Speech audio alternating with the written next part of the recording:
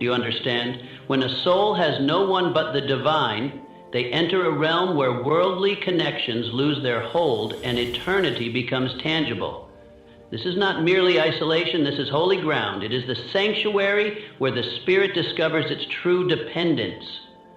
Not on human approval, not on material security, not on fleeting comforts, but on the presence of the living Creator. Some of the most extraordinary souls who ever walked this earth were those who spent seasons in the wilderness of solitude. Abraham departed from everything familiar to follow a voice he could not see with human eyes. Joseph was betrayed, sold, imprisoned, and forgotten before his vision came to fruition. Elijah stood alone against monarchs and prophets of false deities. They all traversed the furnace of isolation, but not a single one walked alone, and neither will you. You are not abandoned. You are being refined. You are not forgotten. You are being prepared. The Almighty is accomplishing a work in you that no mortal can yet perceive. That is why you must not surrender. Do not curse the silence. Do not flee from the stillness. Remain with it. Something sacred is unfolding. When the world leaves you behind, when companions fall away, when loved ones cannot comprehend, and when you stand at the precipice of yourself, declaring, Creator, I cannot take another step, that is when heaven responds with power.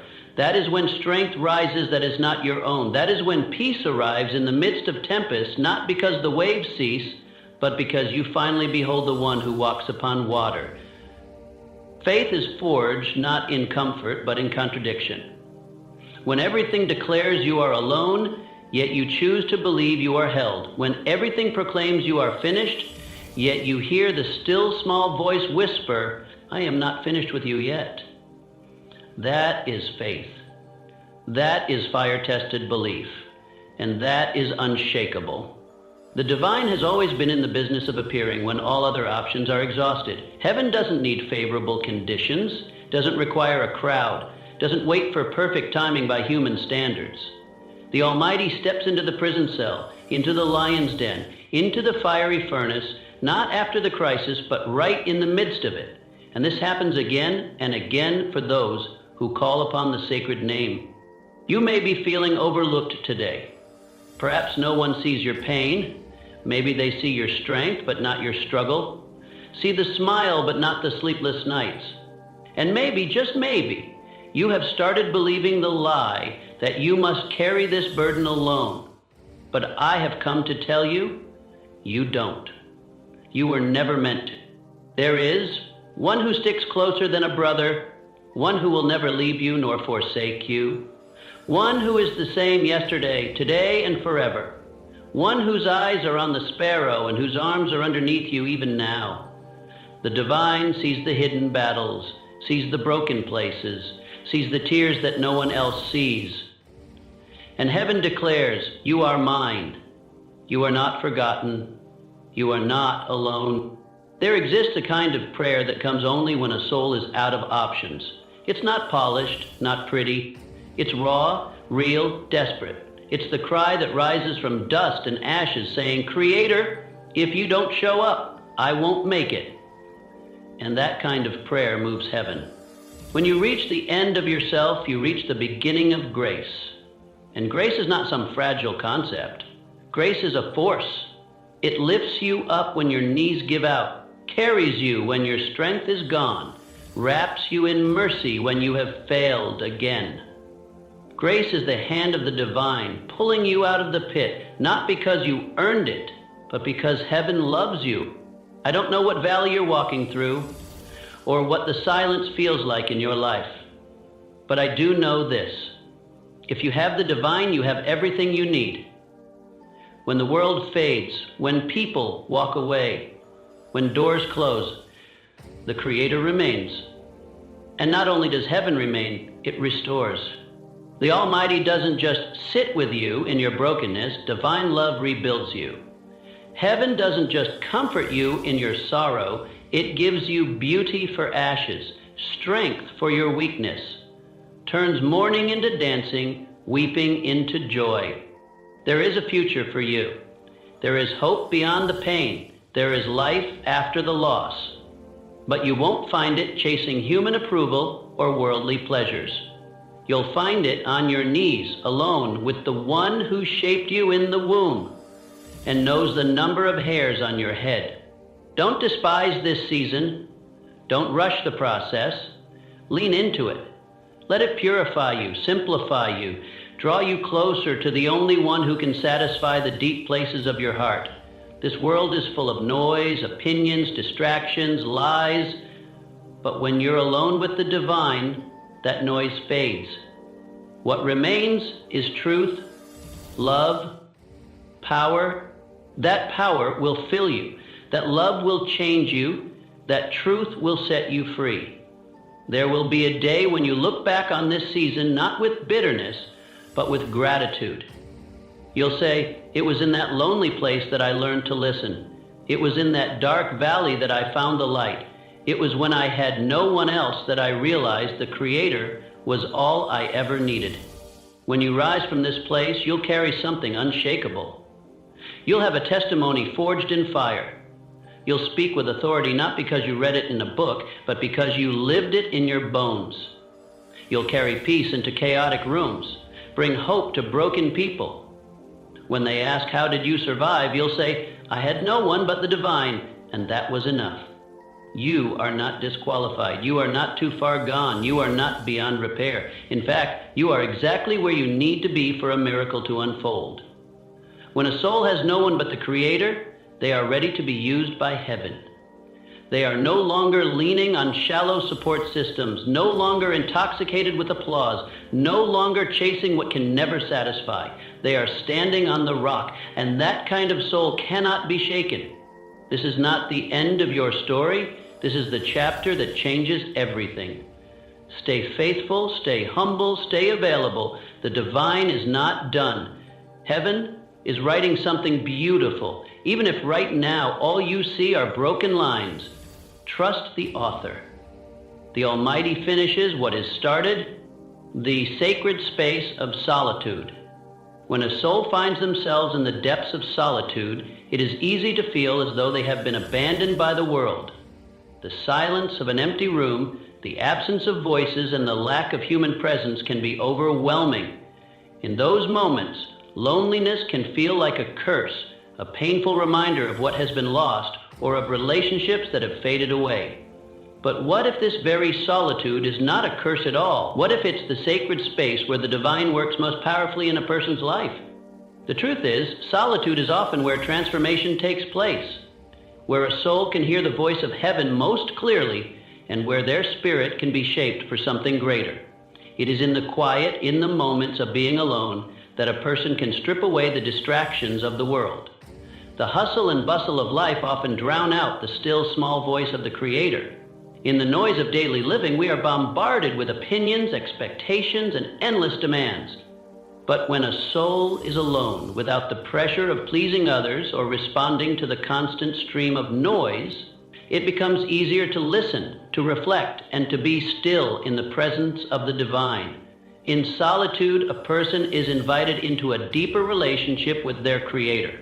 There is no one else to impress, no one else to answer to, and no soul to answer to. Just the unfiltered connection between the soul and the Almighty. This is the space where heaven can begin its work of personal transformation.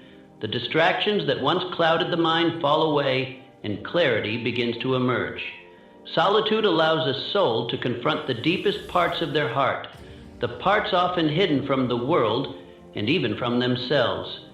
It's in the silence that we can see our weaknesses, fears, doubts, and insecurities. But this is not a cause for despair. It is an opportunity for growth. For it is in these moments that the divine can meet us where we are, not in spite of our weaknesses, but because of them. Heaven doesn't call the perfect. The Creator calls the broken, the weary, the ones who have nowhere else to turn. And in the quiet, the Almighty begins to mold us into who we were always meant to be. Moreover, solitude isn't just a place of self-reflection. It is also a place of revelation. It is in the stillness that we can hear the divine voice more clearly than ever. Sacred words can cut through the noise of our lives and pierce our hearts with truth, wisdom, and guidance. When the distractions are gone, heaven's voice becomes the loudest thing in our lives. It is in solitude that we can truly surrender our plans, our ambitions, and our desires to the Creator. We stop trying to control every aspect of our lives and instead open ourselves to divine leading. In that moment of surrender, transformation begins. In solitude, we are not abandoned. We are being prepared. The Almighty uses this time to refine us, to teach us, and to strengthen us for the journey ahead.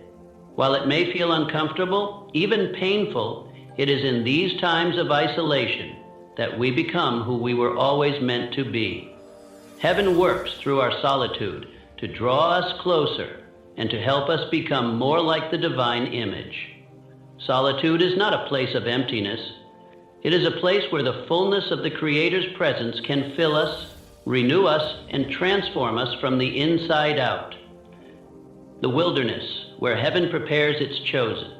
Throughout history, many of the greatest individuals were not thrust into greatness by fame, fortune, or applause, but by seasons of solitude and challenge. It is in the wilderness, far from the spotlight, that the divine often does the most profound work in a person's life. When Moses fled to the wilderness, when David was tending sheep, when Jesus withdrew to the desert, they were not being abandoned. They were being prepared. The wilderness is not the end of the story. It is often the very place where heaven begins to shape us for the work ahead. The wilderness, by its nature, is a place of isolation and hardship. It's a place where the comforts of the world are stripped away, leaving a person with only what truly matters. In the wilderness, there are no distractions, no applause, and no external validation. It's just a person and their Creator. And it is in this quiet, challenging environment that the divine works in ways we cannot always understand in the moment. There is a profound transformation that happens in the wilderness, one that prepares a person not just for success, but for a life of purpose. Think of Moses. Before he could lead a nation, he spent 40 years in the wilderness, an exile, a fugitive running from his past mistakes. But in the wilderness, he learned humility, patience, and dependence on the Creator. He experienced the voice of heaven in a burning bush, and it was in that moment that he realized his life was part of something much bigger than himself.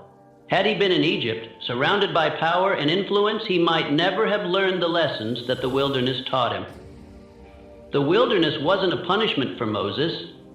It was the place where heaven prepared him for a divine purpose that would change the course of history. David, too, was anointed to be king, but he didn't immediately sit on a throne. Instead, he spent years running from King Saul, hiding in caves and living on the run. It was in these wilderness years that David grew in strength, character, and trust in the divine. He learned to lead people not through military might, but through humility and reliance on the Creator. He wrote many of the Psalms during this time, expressions of raw emotion, faith, and intimacy with heaven. Had he ascended to the throne without these formative years, he might not have been prepared to lead with the wisdom and grace that marked his reign. The wilderness is not just a physical place. It is often a spiritual condition that many of us experience in our lives. There are times when we find ourselves in seasons of difficulty, loss, or transition. During these seasons, it can feel as though we are far from the divine presence, far from heaven's purpose for our life. But the truth is, these wilderness seasons are often the very places where the Creator is preparing us for something greater. They are not dead ends. They are launching pads for what lies ahead. Just as heaven called Moses and David out of the wilderness at the appointed time, the divine will also bring us out of our wilderness seasons when the time is right. But the preparation that happens in the wilderness is not to be underestimated. It is in the wilderness that we learn to rely solely on the Creator, where we are tested and refined, and where we discover strength we never knew we had. The wilderness season may be difficult, but it is in these moments of testing and isolation that we are formed into the people heaven needs us to be in order to accomplish divine purposes. It is in the wilderness that we learn to trust, We learn that the Creator is faithful even when we can't see the way forward. We learn that divine provision is enough even when our resources seem limited. We learn to hear the sacred voice clearly in the quietness of the desert, away from the noise of the world. And it is here that we discover a deeper intimacy with heaven, a relationship built on trust and reliance rather than on the applause of the crowd or the approval of others. The wilderness is not a place to run from, it is a place to embrace. It is where the divine shapes us, refines us, and prepares us for what lies ahead. So when you find yourself in a season of solitude, struggle, or confusion, remember this: you are not forgotten, you are being prepared. The wilderness may be uncomfortable, but it is not the end. It is the place where heaven is preparing you for something far greater than you can imagine. Divine strength made perfect in human weakness. In the depths of despair, when the weight of the world feels too heavy to bear and the strength to keep going seems to slip away, it is in these moments of weakness that the Creator's strength is most profoundly revealed.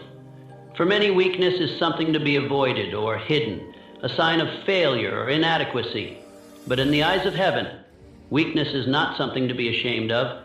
It is the very place where divine strength can be most fully displayed. It is in the moments when a soul feels they cannot go on, when they are stripped of their own ability and power, that they encounter a strength beyond themselves. In these seasons, we are brought face to face with our limitations, with the harsh reality that there are situations in life we cannot control, people we cannot change, and outcomes we cannot determine.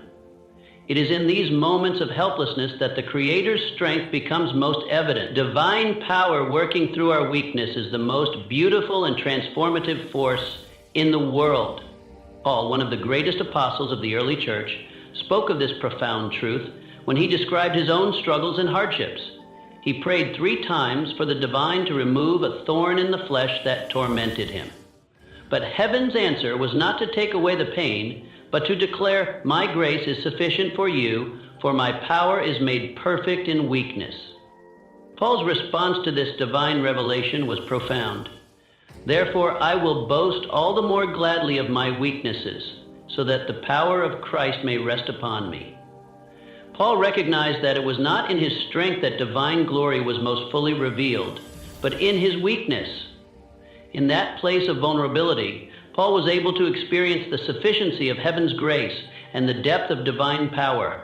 This concept seems counterintuitive to the world's understanding of strength. In society, we are taught to rely on our own abilities, to push through adversity with sheer willpower, to overcome challenges through personal strength and determination. But the Creator calls us to a different way of thinking.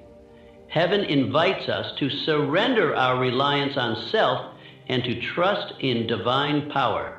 The Almighty shows us that true strength is not about what we can do in our own strength, but about what heaven can do through us when we are willing to admit our need for the divine.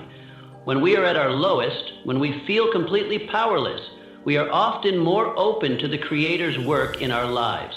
It is then that we stop relying on our own ingenuity, wisdom, or resources and begin to lean fully on heaven. In our weakness, we make space for divine power to shine. This strength does not come to us in the way we expect. It is not a human kind of strength defined by physical might or self-sufficiency.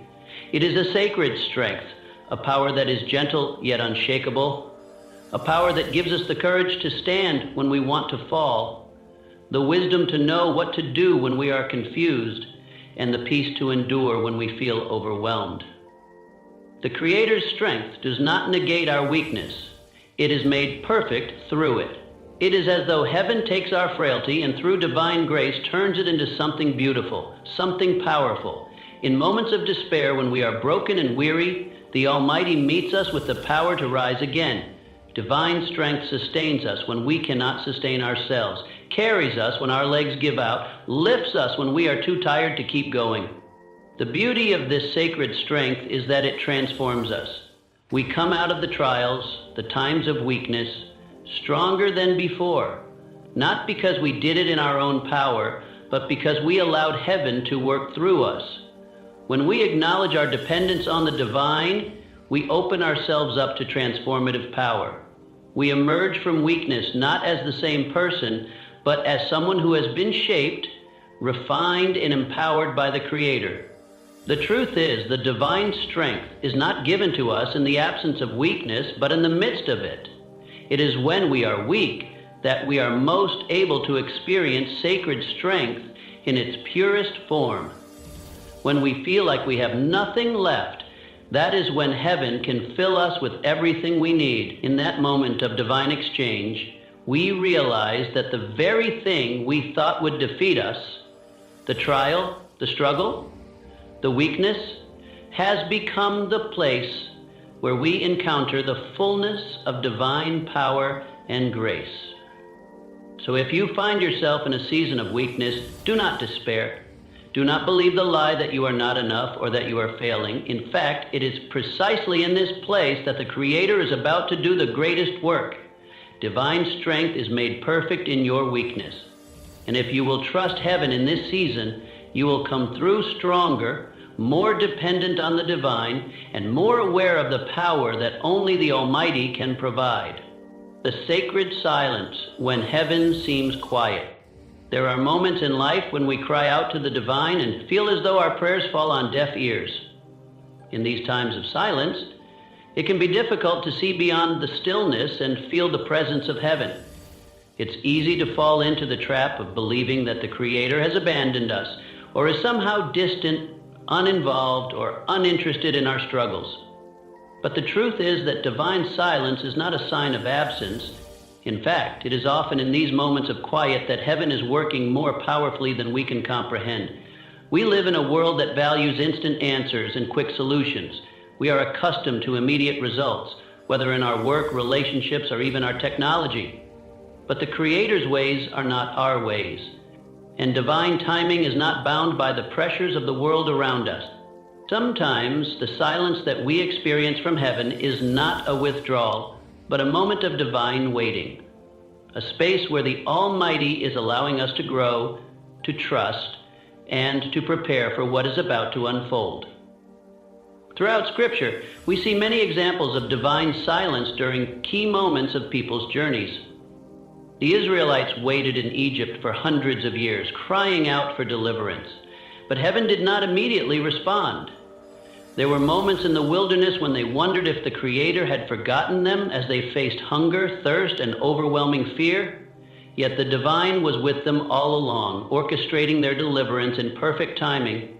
Heaven's silence was not a sign of abandonment, but a sign of preparation, as the Creator was shaping them for the promised land. Even Jesus, the Son of Heaven, experienced the silence of the divine.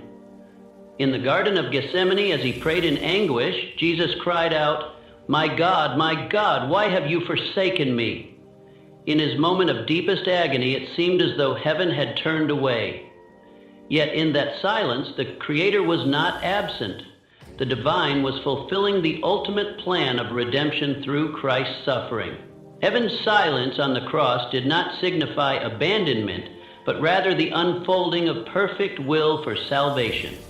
Divine silence is a powerful reminder that we are not in control. In our human nature, we often demand immediate answers, quick fixes, and a clear path ahead. But heaven's silence teaches us patience, faith, and trust in divine timing. It is in the waiting, in the moments when we feel as though nothing is happening, that the Creator is often doing the most significant work. The Almighty is preparing us, strengthening us, and aligning our hearts with divine will. In the silence, heaven is cultivating deeper faith and greater reliance on the sacred plan, which is always far greater than anything we could have orchestrated ourselves. The silence is also a test of our trust. When the divine is silent, we are faced with a choice.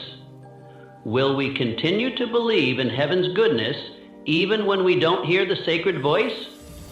Will we remain faithful when it feels like the Creator is distant? This is a critical moment in our spiritual journey. Divine silence invites us to trust not in what we can see or hear, but in what we know about the Creator's character.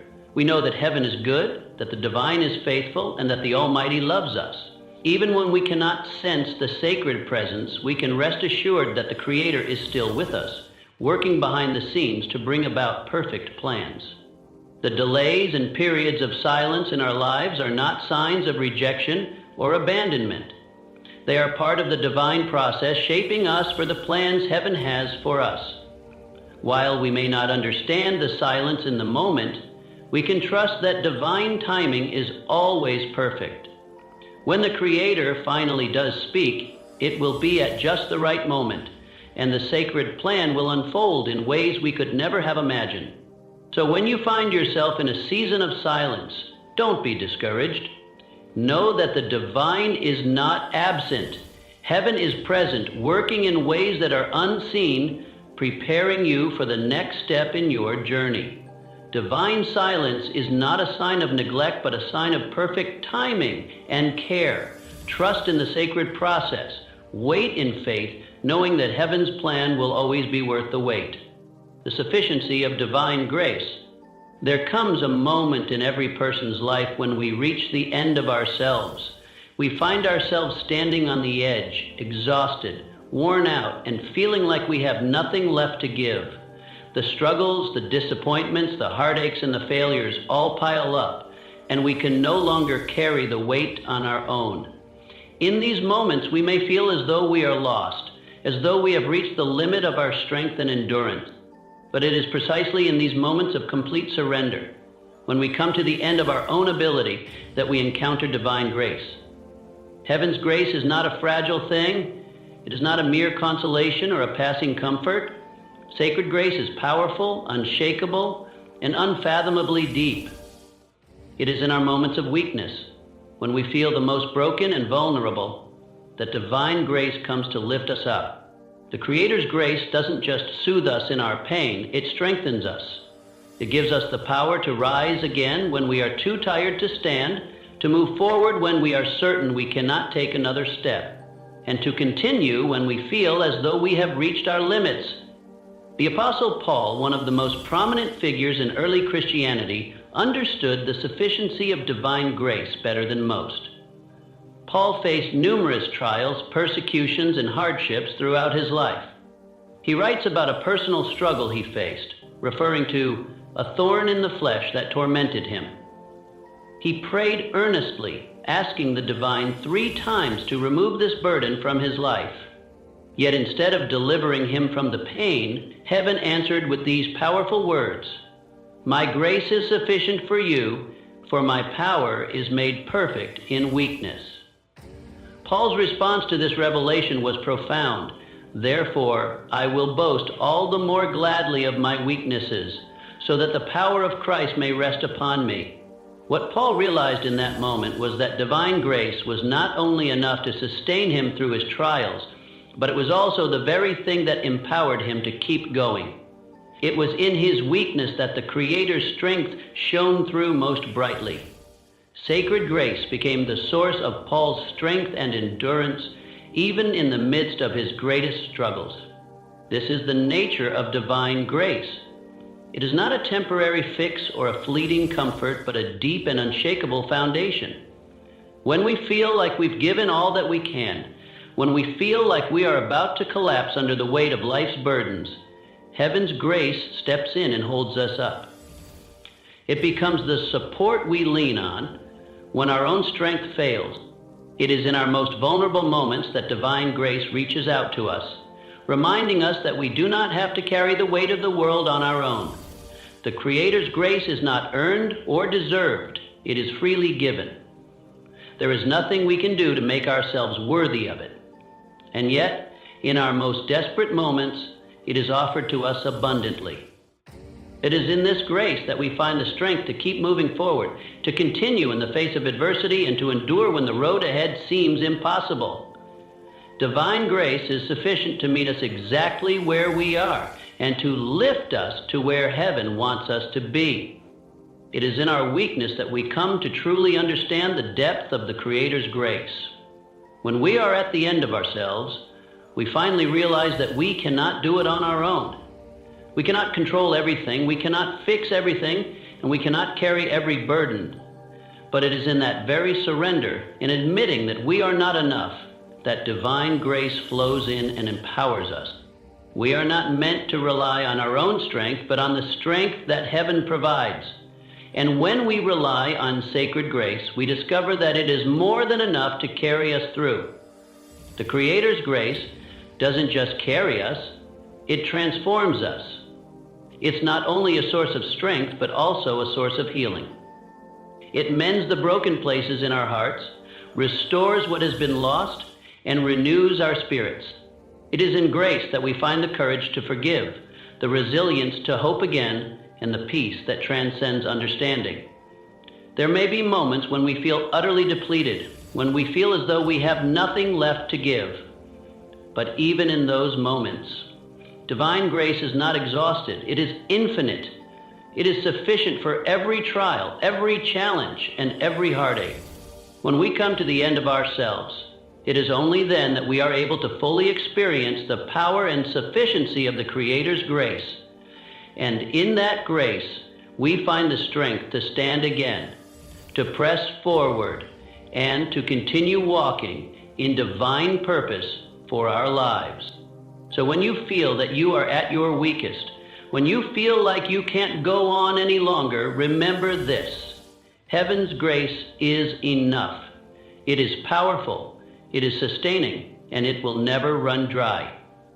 You are never alone, and divine grace will always be sufficient to carry you through. Faith and hope, the anchors of the soul. In the darkest moments of life, when isolation and struggle weigh heavily on our hearts, it is easy to feel as though we are lost or forgotten. The road ahead may seem unclear, and the burdens we carry can feel impossible to bear. But in these very moments of uncertainty, it is faith and hope in the divine that become our anchors, keeping us grounded and moving forward even when everything around us seems to shift. Faith and hope in heaven are not just fleeting emotions. They are the lifelines that sustain us even in the most difficult seasons of our lives. They remind us that the Creator's plan is always at work, even when we cannot see it, and that the divine is preparing us for something greater. Faith is the foundation upon which we build our trust in heaven. It is the belief that even when circumstances appear bleak, the Creator is still good and divine promises are true. Faith does not require us to have all the answers or to see the whole picture. In fact, it often requires us to step forward in trust when we have no idea what lies ahead. Faith is the decision to hold on to the Creator's character even in the absence of clear direction. It is the confidence that though the storms rage around us, the divine is still in control and heaven's purpose for our lives remains unchanged. Hope is the fruit of that faith. Hope is what keeps us going when all we have is a glimpse of divine promises, a faint whisper of the good the Creator has in store for us. It is the assurance that no matter how hard the journey may be, we are not alone. Hope gives us the strength to endure, to press forward, and to hold on to the belief that our present circumstances do not define our future. Hope tells us that there is more waiting for us, that the divine's ultimate plan for our lives is greater than any moment of suffering or trial. The scriptures remind us of the power of faith and hope, for in this hope we were saved. Now hope that is seen is not hope, for who hopes for what he sees? But if we hope for what we do not see, we wait for it with patience. This passage beautifully captures the essence of what it means to have faith and hope in the Creator. We do not always see the full picture, but we trust in divine promise that heaven is working behind the scenes. It is this hope that helps us navigate the difficult seasons of our lives, knowing that the Almighty has a plan, even if we don't yet understand it. When we place our faith in the divine and hold on to hope, we are not only sustained through the hard times, we are also being prepared for the greater purpose heaven has for our lives. Struggles and challenges are not random. They are the refining process that shapes us into the people the Creator needs us to be for the next chapter of our journey. The trials we face serve a purpose, even when we can't immediately see it. They prepare us to rise again, stronger and more equipped to fulfill the purpose that the divine has set before us. Take, for instance, the story of Joseph. His life was marked by betrayal, abandonment, and hardship. Sold into slavery by his own brothers, unjustly thrown into prison and left alone in dark moments, Joseph had every reason to lose hope. Yet through it all, Joseph never lost faith in the Creator. He trusted that heaven had a plan for his life, even when it seemed like everything was falling apart. In the end, Joseph rose to a position of great power where he was able to save countless lives during a time of famine. His faith and hope in the divine, even in the midst of suffering, not only sustained him, but prepared him to fulfill his sacred purpose. Similarly, the Apostle Paul, who faced persecution, imprisonment, and relentless hardship, continued to press on in faith, always hopeful in the promises of heaven despite the pain. He knew that the trials he endured were not in vain. Paul writes, "Not only that, but we rejoice in our sufferings, knowing that suffering produces endurance, and endurance produces character, and character produces hope." This is a powerful reminder that every trial we face is an opportunity for growth. Our faith and hope are refined through adversity, making us more resilient, more compassionate, and more capable of fulfilling the purpose the Creator has for us. When we hold on to faith and hope, we are being equipped for the future. The trials we endure today may seem like setbacks, but in reality, they are the very experiences that prepare us for the greater purpose heaven has set before us. Our struggles do not define us, but they shape us. They teach us perseverance, humility, and trust. They refine our character and increase our capacity to love and serve others. Through it all, we can rest in the knowledge that the divine is using every moment of our lives, every hardship, every trial, and every joy to prepare us for the unique purpose heaven has for us. Faith and hope are the tools that help us navigate the journey even when the path is unclear. They remind us that the Creator is with us, that the divine is working all things together for our good, and that heaven's timing is perfect. We may not always understand the reasons for our struggles, but we can trust that the Almighty is leading us towards something greater. So in those moments when you feel isolated, when the weight of the world seems too much to bear, hold on to faith and hope. Trust that the Creator is at work behind the scenes, even when you can't see it. Keep moving forward, knowing that heaven is preparing you for a greater purpose, a purpose that will be revealed in divine perfect timing. And when the time comes for you to rise again, you will find that you are stronger, wiser, and more equipped to fulfill the calling the Creator has placed on your heart.